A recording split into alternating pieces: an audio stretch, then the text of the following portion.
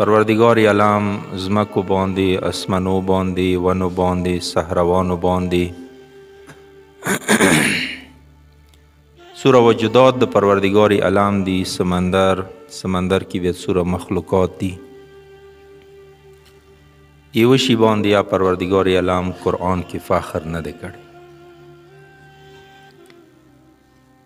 پروردگار علام اسمنونه خلقات کړل، ځان ته مبارک بدی نه دی ور کړي.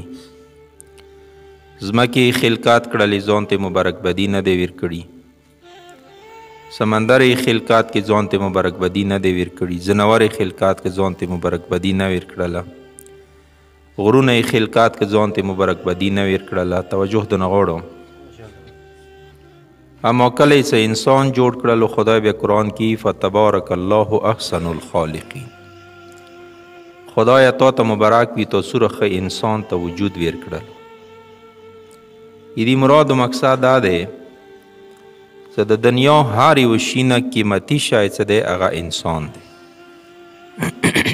ځکه موږ سره روایات شته دی چې حرمت المؤمن افضل من الکعبة. د مؤمن عظمت و مقام کعبې نه افضل دی.